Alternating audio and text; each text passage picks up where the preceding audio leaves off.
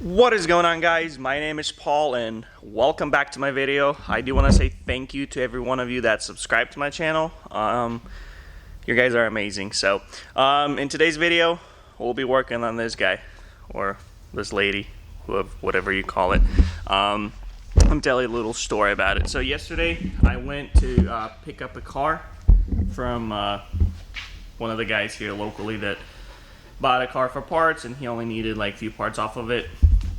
And he texted me. He's like, "Hey, do you want to buy this thing?" So, or his friend asked me if I'm interested in that car, which I was like, "Yeah, why not?" You know, I sell parts for a living, so might as well get it if I can get it cheap. So I hooked up my trailer, went to pick it up, and right when I get to his house on the highway, I noticed my coolant light came on.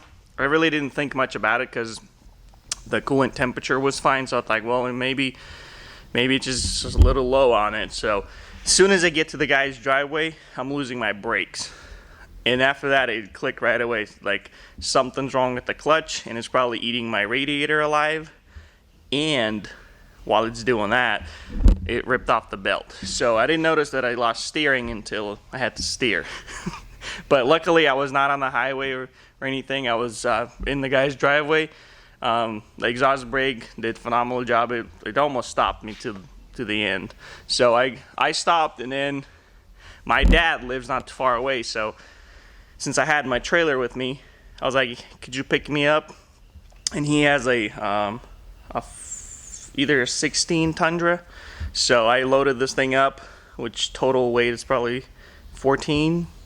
Yeah, trailer and truck 14. So Tundra did it fine. We towed it back here. Went to the dealership yesterday. Today is 4th of July, actually. So went to the dealership yesterday. They didn't have anything in stock. Most of the things were back ordered. I guess that's just an issue of RAM. They don't have anything in stock half the time. And a lot of my Ford guys, they always laugh at me like, you have to have 2 sets of parts for your truck. But it is what it is. Call O'Reilly's and AutoZone. They do have it, so they're gonna bring it here in an hour.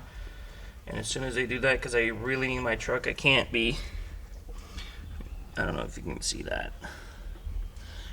Zoom in.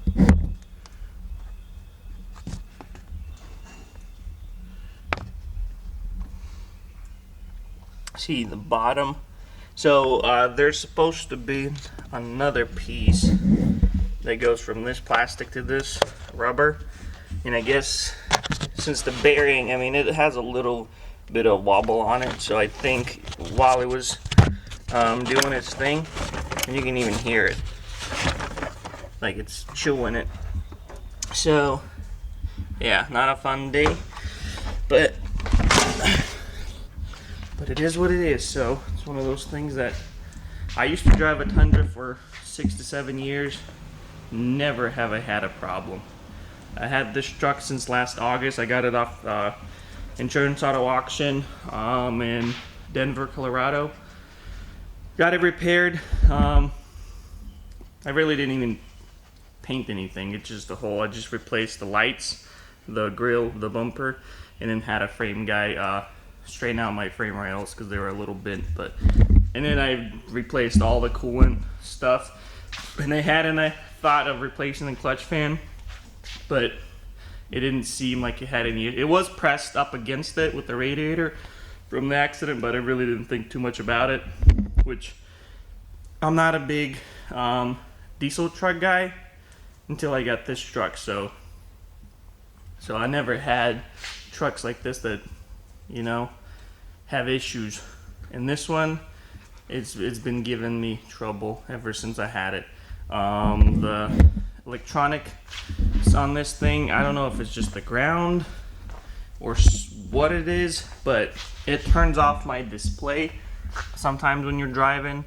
The temperature sensor turns off, and as soon as you kick the floor, everything turns back on. So try to figure that one out. I did tighten up all my ground wires because it kind of makes sense.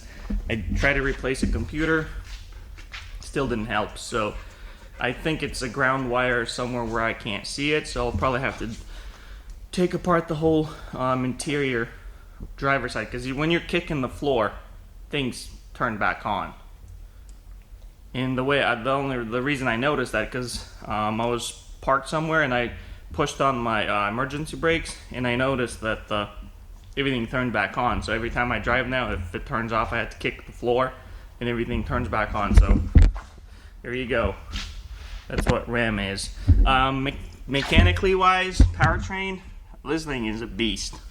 I have no complaints whatsoever. The only thing is electronic, and then the fan, I would kind of say it's my fault. I should have replaced it when the whole front end was apart. It was right there, and I did have a thought of it. So today I'll pull off the grill, headlights, might even leave headlights, I don't know, but I'll pull off the front end, and then O'Reilly said they're gonna deliver all the parts here in an hour, so on 4th of July. So let's get to it.